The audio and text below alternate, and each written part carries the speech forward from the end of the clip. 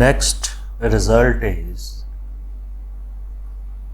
if 1 less than equal to p less than infinity and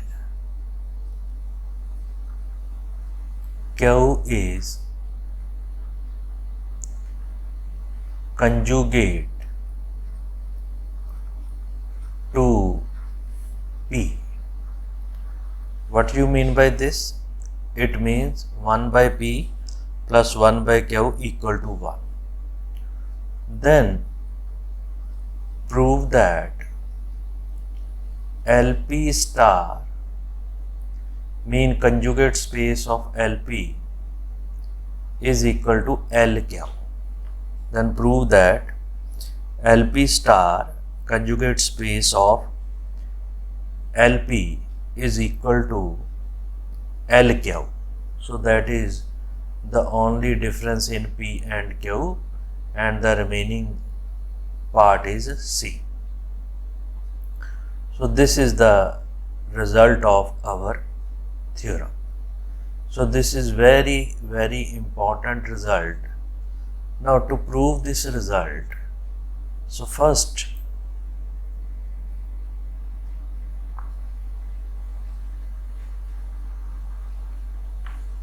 to prove the given result, 1 is less than p less than infinity and q is conjugate to p. So first I take the vector from LP. So let solution, the proof of this theorem. So let x, which is equal to exile 1, exile 2, exile 3, exile n, and so on up to infinity, it belongs to LP space. It belongs to LP space. So remember, so do this theorem step by step. This is a member of LP space such that summation of exile I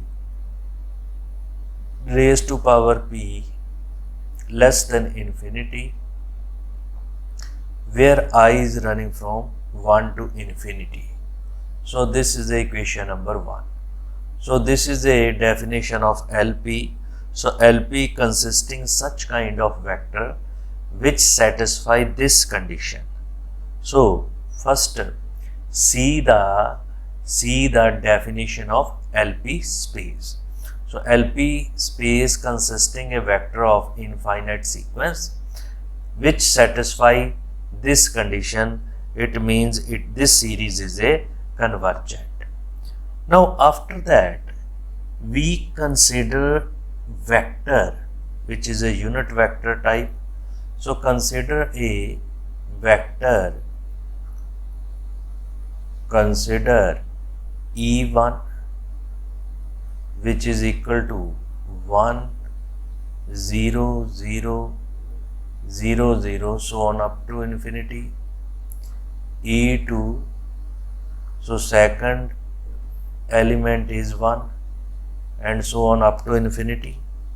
E3 which is 0, 0, 1, so on up to infinity, and continue the process. So continue the process.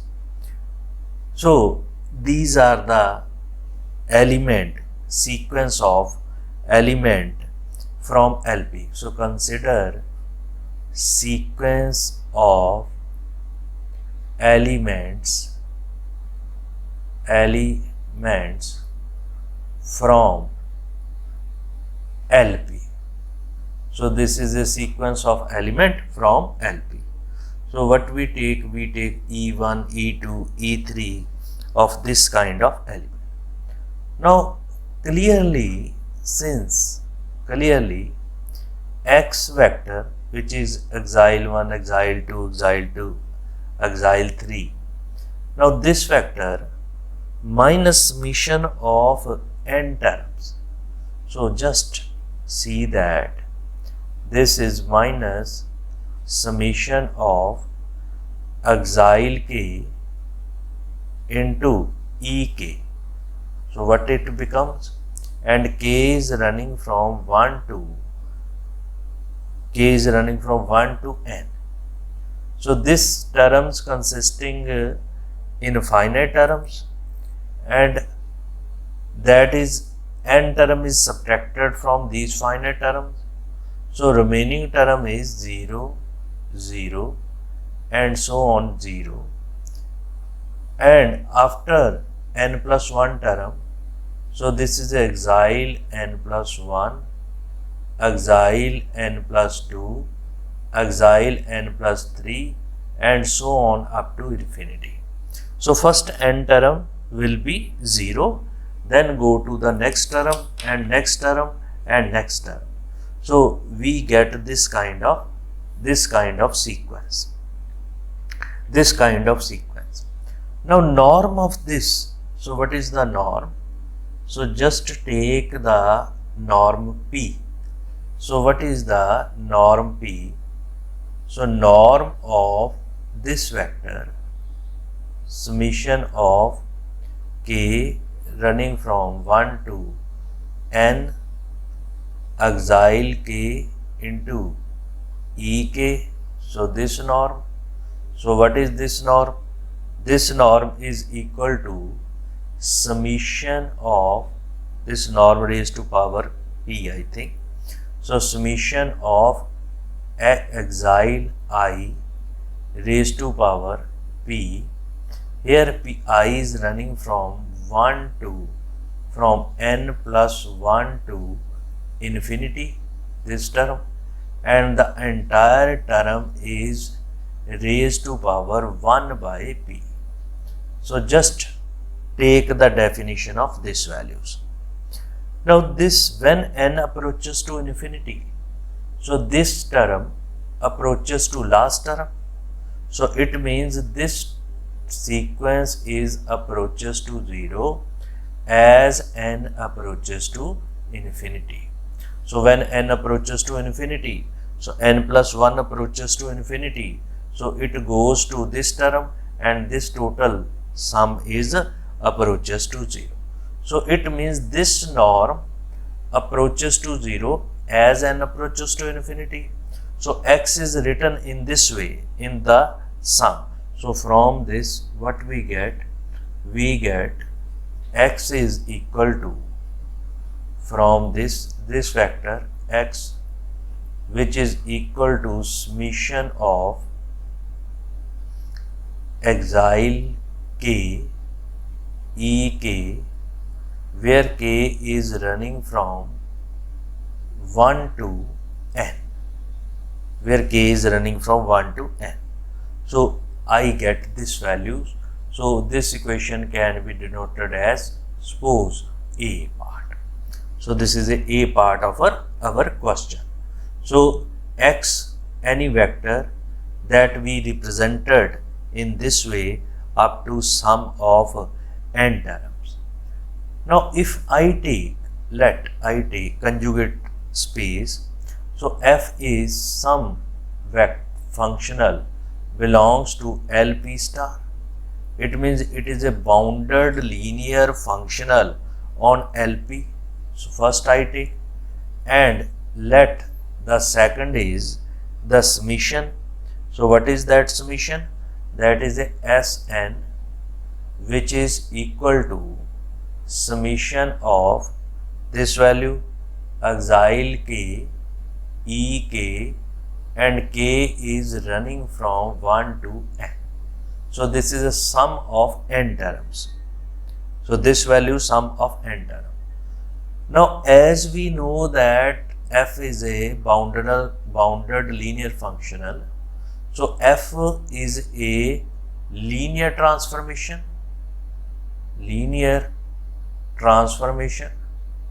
If it is a linear transformation, so it satisfies all the property of linear transformation. So we apply that property to this values.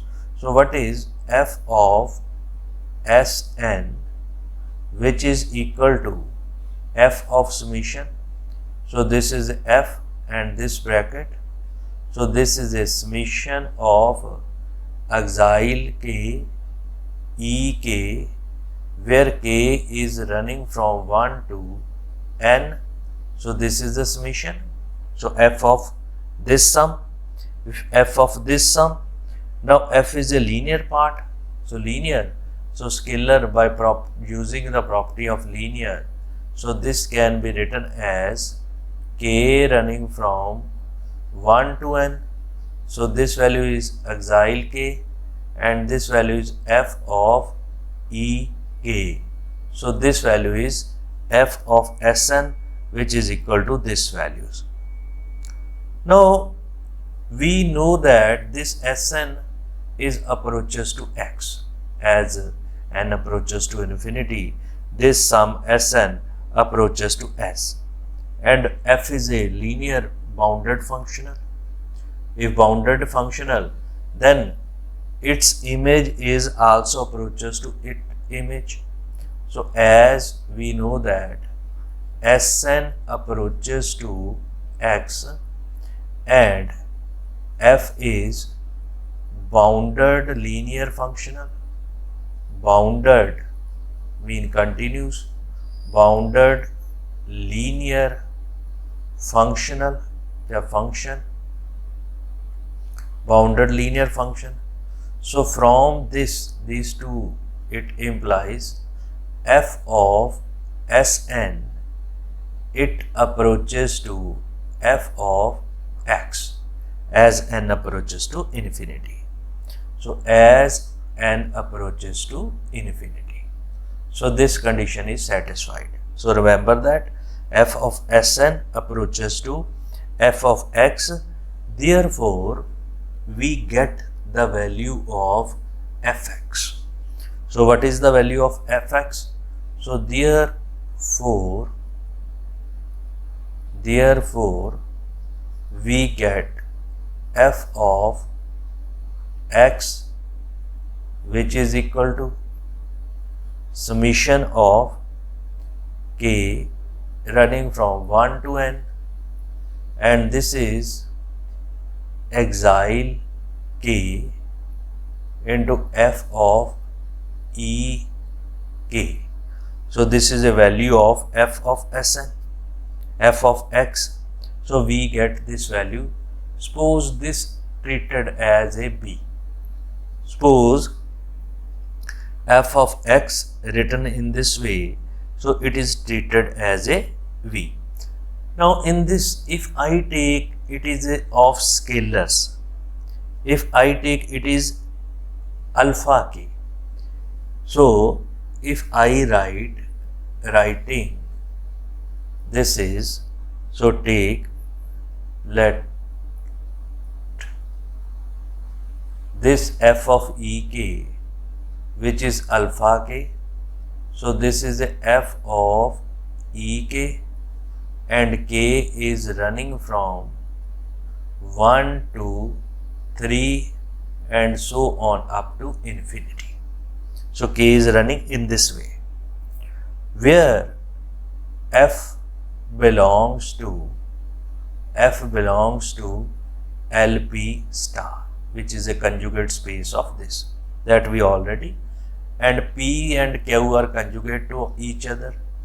So 1 by P plus 1 by Q, so this is equal to 1. So that we did in the previous part. Now if I take, now here this is, if I take this is alpha k, so this is a summation of alpha k and axial k. So remember that. So this is nothing if I take, so this is a summation of axial k and alpha k. So I take alpha k in the front side 1 to infinity. So alpha k taken in the first side, axial k is vector, so taken it the next to alpha k. So just write here alpha k into exile k. So this, remember that. Now from this, what we get this values. Now we define a mapping LP star to LP. Now I consider the mapping T.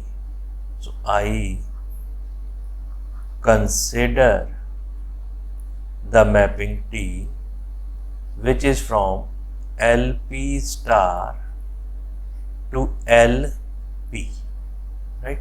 So what is this? It is a conjugate space of LP. So this is defined by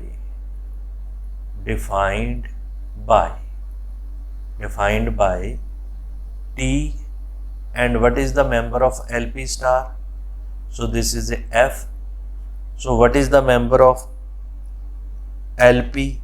So this is a alpha 1, alpha 2, and so on, alpha n, and so on up to infinity. So this is a member of LP. So member of LP is of this kind, alpha 1, alpha 2, alpha n, and the summation is less than infinity. So summation of this is less than infinity.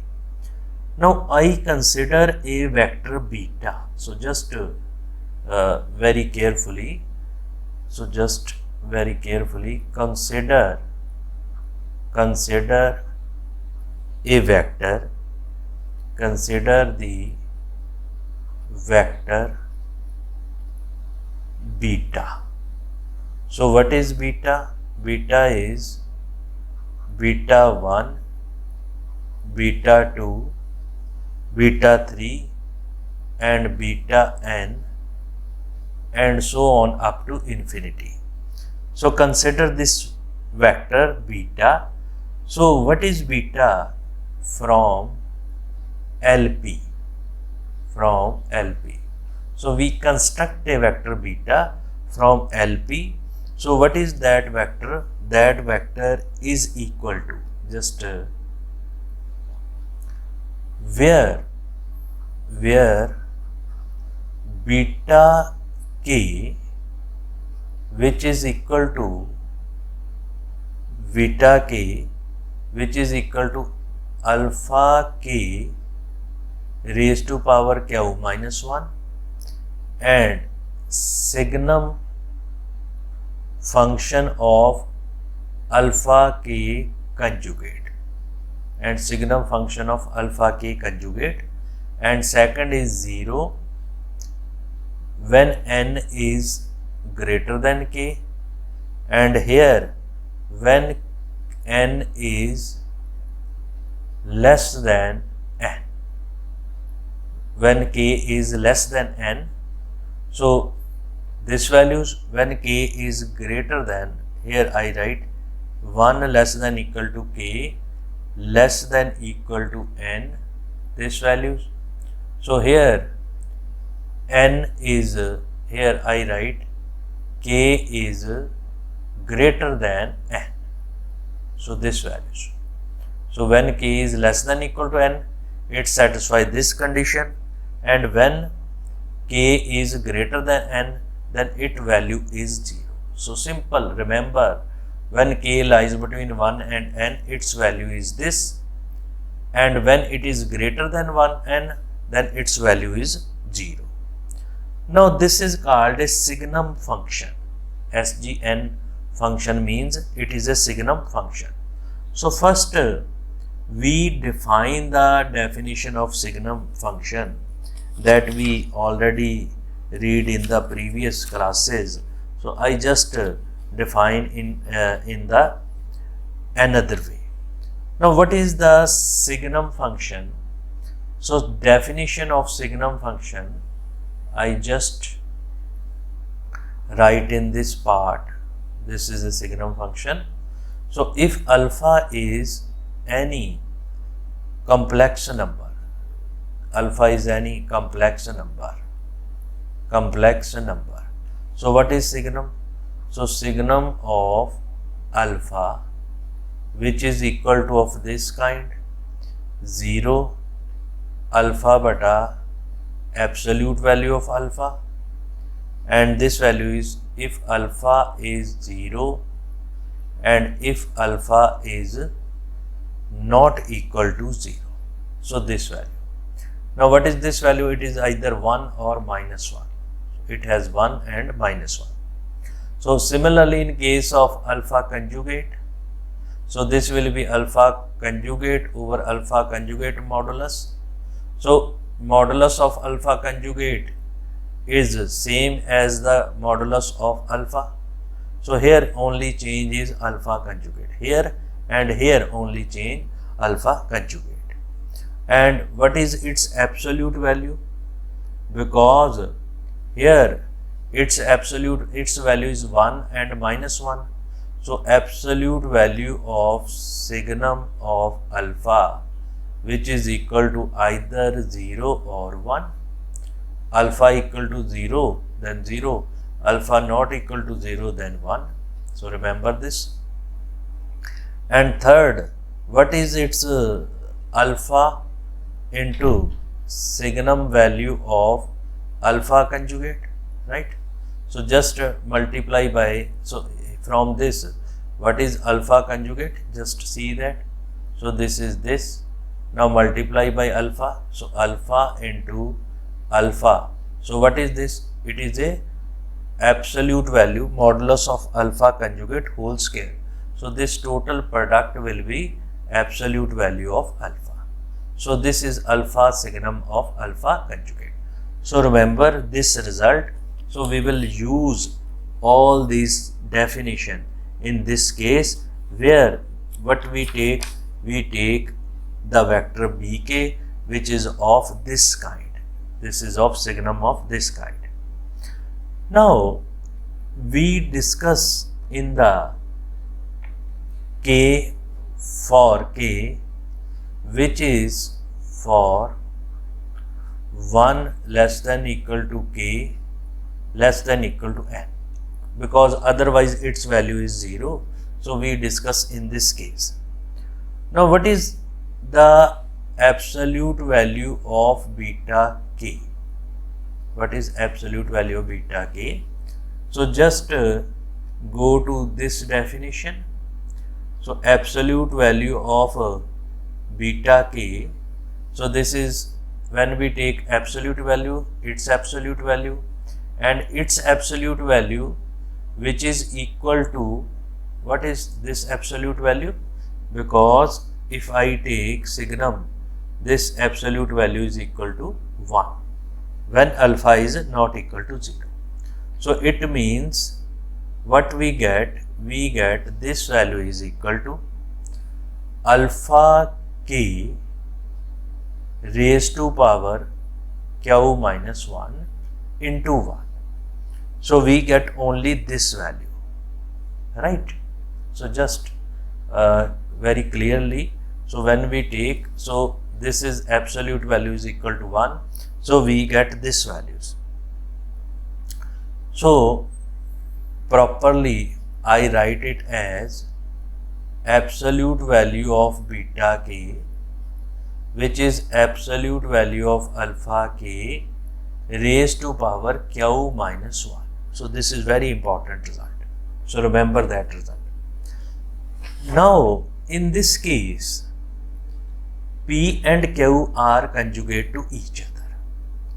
If p and q are conjugate to each other, so what is 1 by p plus 1 by q, which is equal to 1?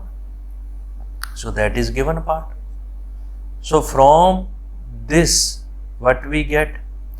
We get this value. Here it is q minus 1, and this can be written as beta k raised to power p, which is equal to alpha k raised to power p into q minus 1. So simplify this result, q minus 1. So this will be, if this is 1 by p, which is equal to 1 minus 1 by Q. So this is a Q minus 1 by Q, or this is Q is equal to P into Q minus 1. So just cross multiplying. If cross multiplying, then this will become P into Q minus 1, which is equal to Q. So this is equal to alpha K raised to power Q. So that is only shifting of P in terms of Q. So we define in this way that this is written in this form. This is our first step. And second step, alpha K raised to power P. Similarly, alpha K raised to power Q, which is equal to beta K raised to power Q. So we get these values. Now, from this, what we get? We get alpha K raised to power Q, which is equal to beta K raised to power P. So this is a sum. Suppose this is the equation number 2. So we define it is equation number 2. Now norm of x in term of beta. So what is norm of x? So which is equal to, just write. So what is the norm of x? So norm of x, which is equal to this bracket, summation of beta k absolute value raised to power p, and k is running from 1 to n, and this value is raised to power 1 by p. So this is a norm of that vector x. Now substitute its value. This is raised to power p, can be converted into alpha. So just to remember, so this is equal to, this is very tough theorem. So alpha k, this is q, and this is raised to power 1 by p, and k is running from 1 to n. So that beta k shifted in the form of 1 by p. So here we write this is a equation number 3. So what is the norm of x? So norm of x can be written in this way. Also we know that the summation of x vector, so also we know that the vector x can be written as in the linear combination. So this linear combination is I running from 1 to n, and this is a beta k into e k, this values. Now what is f? F is a linear functional. So this can be defined as f of x, so which is equal to, here it is k. K is running from 1 to n, so this is a beta k f of e k.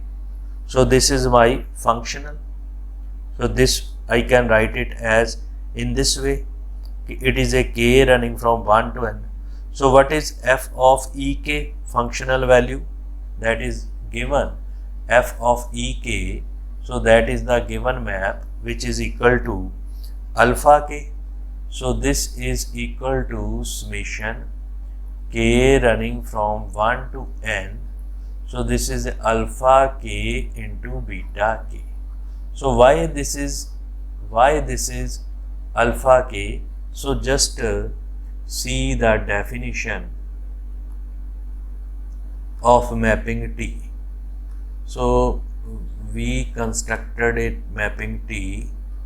So just this is a T of f, right? So from this we can find that values. Now after that, So when we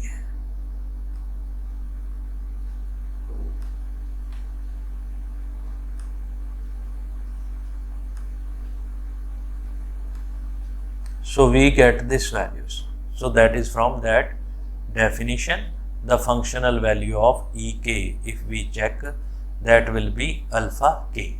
So when we substitute, then functional value of Ek from that is in the previous part. So we see the definition of T. Now this is from the previous part, which is equal to this values.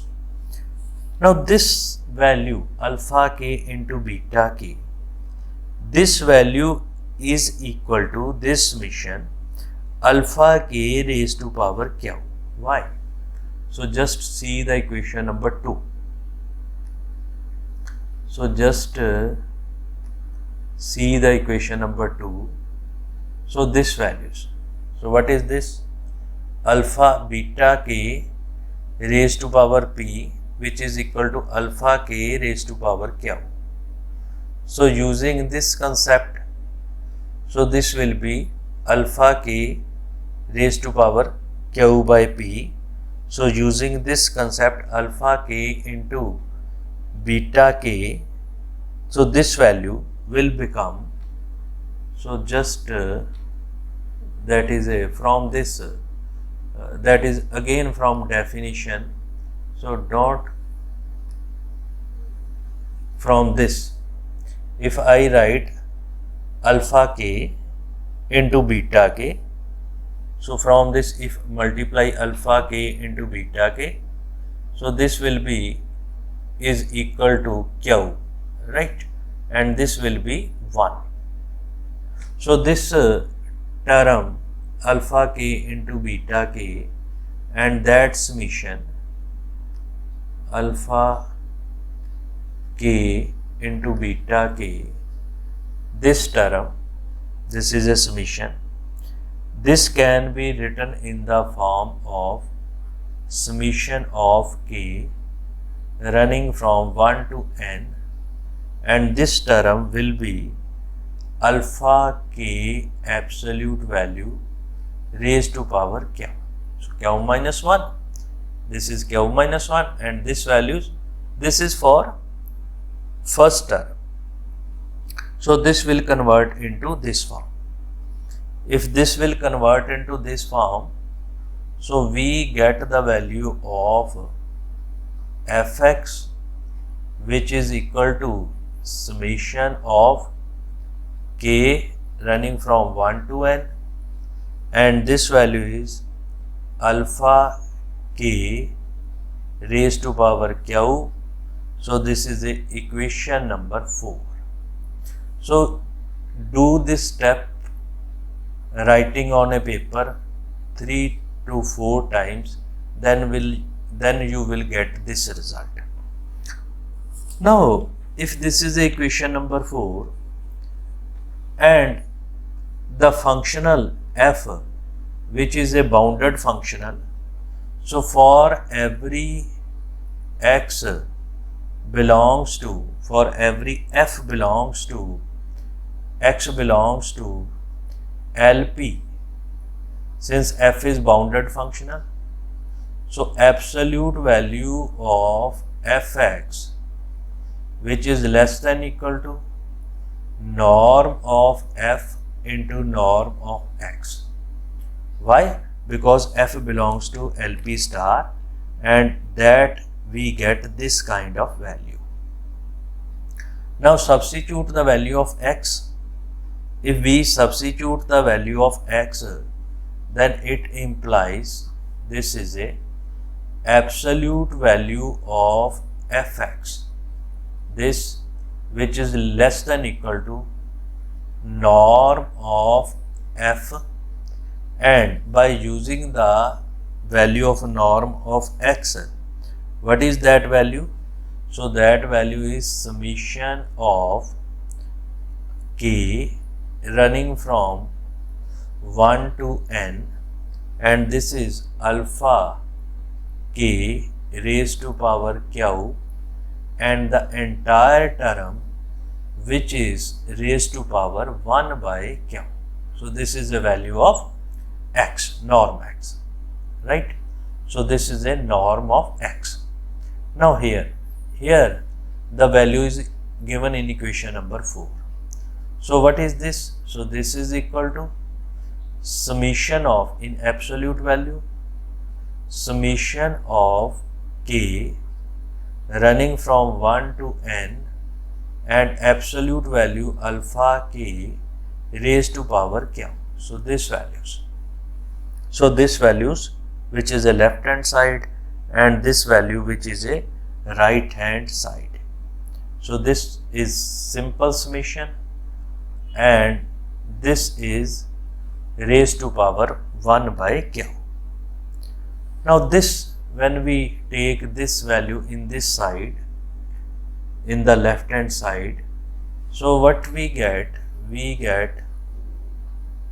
this is in bracket absolute value, summation of k running from 1 to n, absolute value alpha k raised to power q, and this is raised to power 1 minus 1 by p. This is 1 minus 1 by p, so which is less than equal to norm of f. So remember this. So this value is 1 by p, because this is 1 by p, just correct it. So 1 minus 1 by p, so if it is a 1 by p, so we get this value.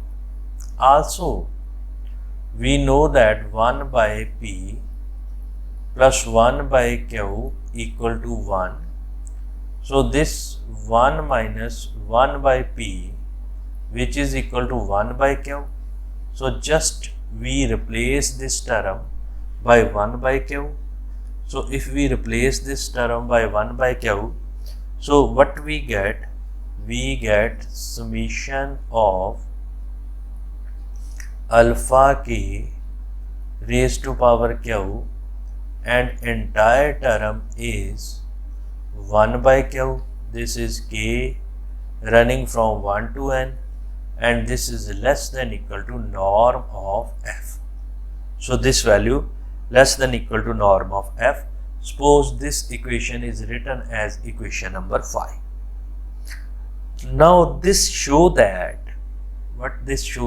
this sequence whose nth partial sum is bounded and monotonically increasing sequence, so that this series is convergent. So it shows that this series, its nth partial sum, so its nth partial sum is bounded. If its nth partial sum is bounded and monotonically increasing, then it is a convergent. So Sn, which is a k running from 1 to n alpha k raised to power q, and this is raised to power 1 by q. It is a nth partial sum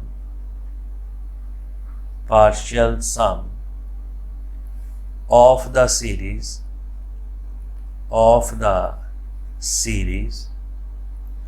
is bounded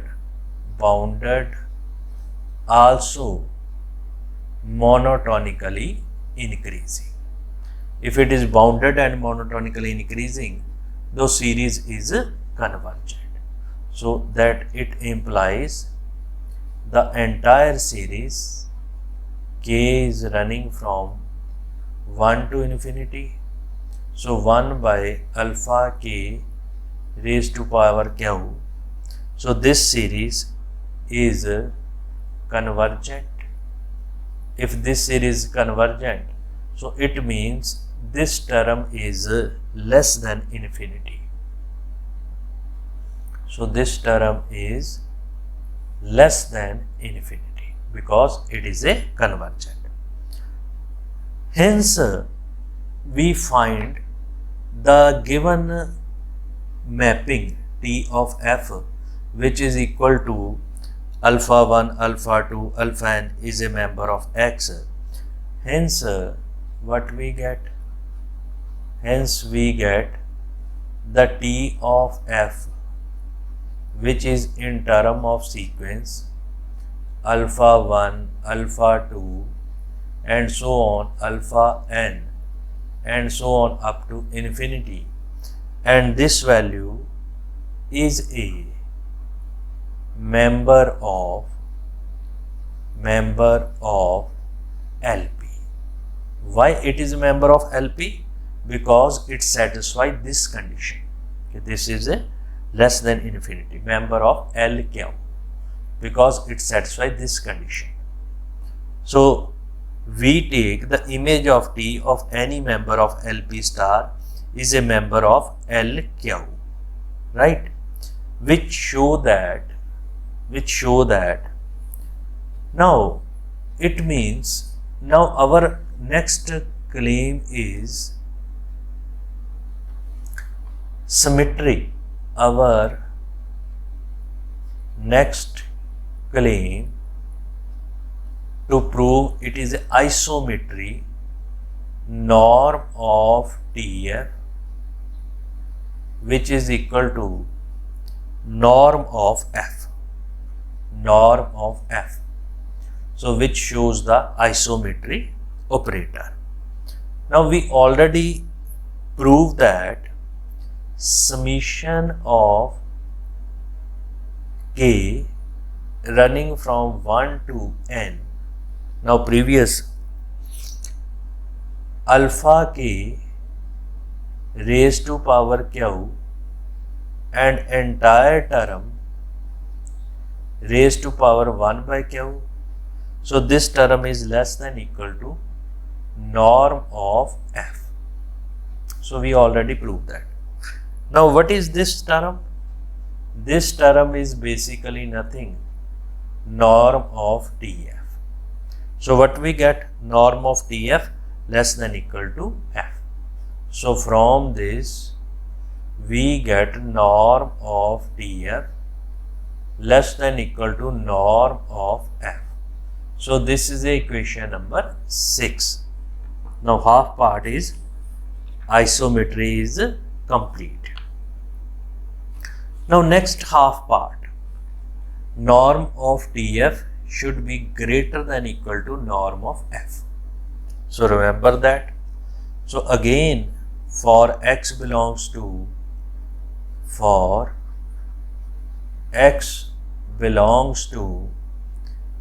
LP, this is LP. So X can be writing by writing X as summation of K running from 1 to infinity, exile K into EK, because X is of this kind. So again f of X. So f of X, because it is a linear operator, so this can be written as summation exile K f of EK. K is running from 1 to infinity, this values. Now absolute value, if I take this absolute value, so it will be this absolute value and this absolute value, so nothing more than it. So absolute value, now first I take f of X, then I take the absolute values. Now using the Holder inequality, so by Holder inequality,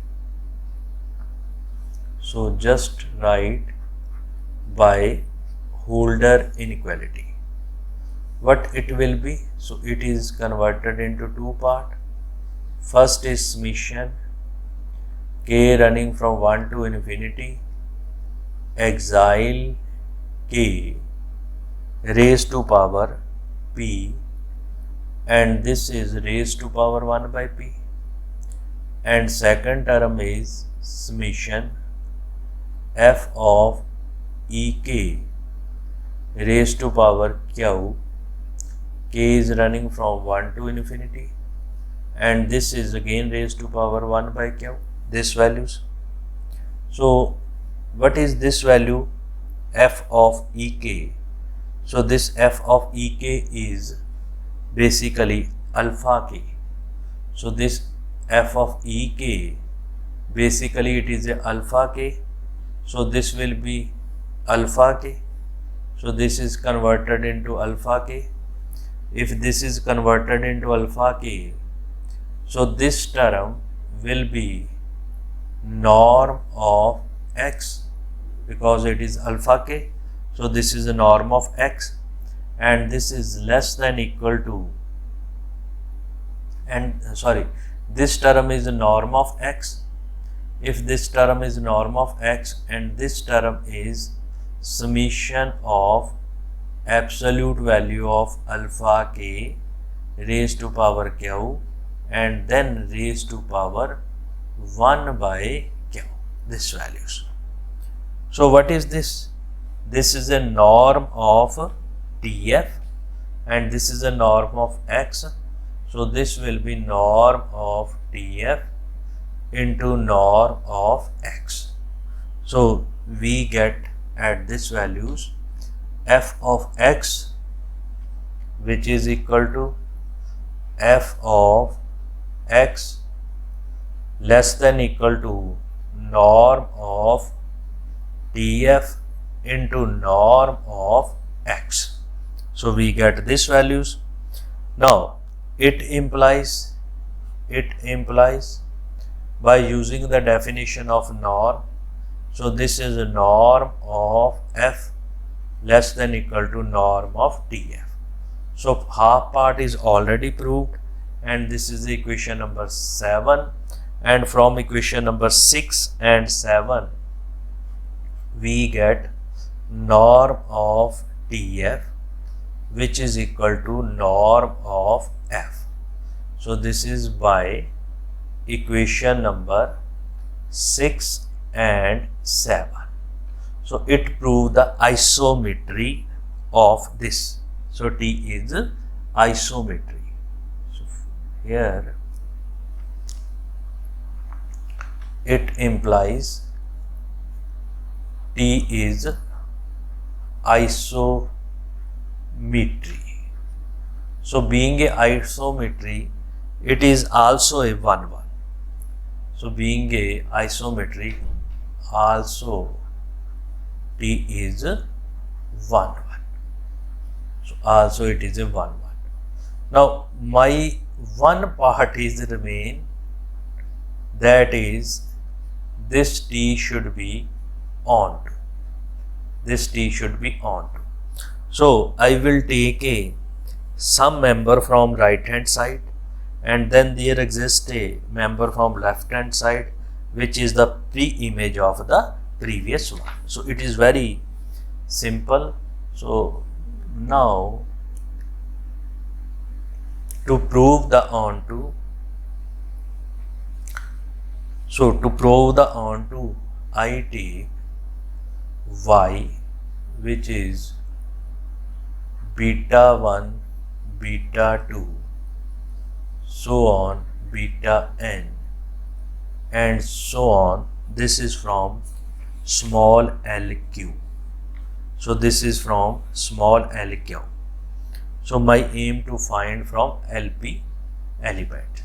So this is y, which belongs to small LQ.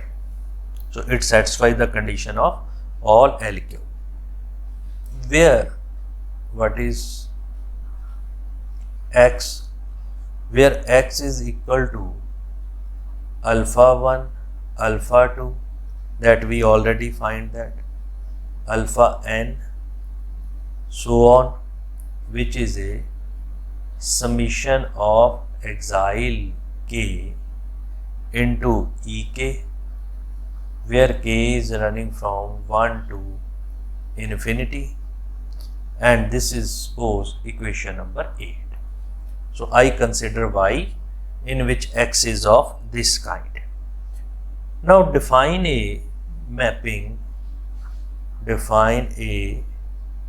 map G which is from LP to R. So I would like to find out the any member from LP star. So that is GP. G is a functional. So to prove G is a bounded linear functional. So first I define G. So what is G? So define G by G of X, because X is a member of this. So this is equal to summation of alpha k into beta k, this kind, and k is running from 1 to infinity. So this is a member of this. Now this defined by functional by this such that functional on LP such that T of G such that T of G, so which is equal to Y. So it means G will be the pre-image of Y, right? So clearly G is a linear map. So it is a linear map clearly. So clearly G is a linear map.